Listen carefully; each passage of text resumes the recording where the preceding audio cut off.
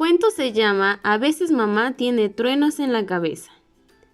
A veces mamá tiene nubes en la cabeza.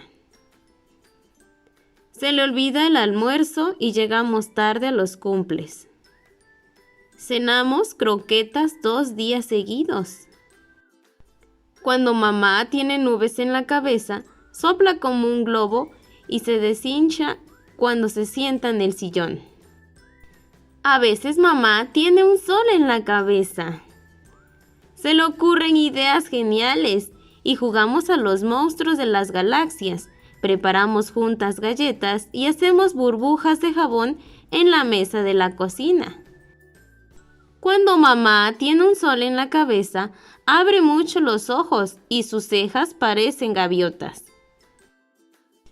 A veces mamá tiene lluvia en la cabeza, no habla mucho y no tiene ganas de jugar a piratas.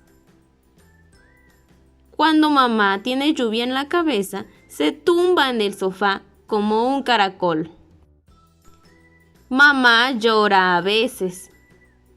A veces mamá tiene un arco iris en la cabeza, su boca parece un plátano, canta en el coche y me da miles de besos. Cuando mamá tiene un arco iris en la cabeza, desayunamos churros. A veces mamá tiene truenos en la cabeza, habla muy alto y con los dientes juntitos. Cuando mamá tiene truenos en la cabeza, no me perdona la última cucharada y prefiere estar sola. Sé que mamá tiene estrellas en la cabeza porque se le reflejan en los ojos. Creo que yo a veces tengo lluvia en la cabeza y a veces nubes y a veces sol.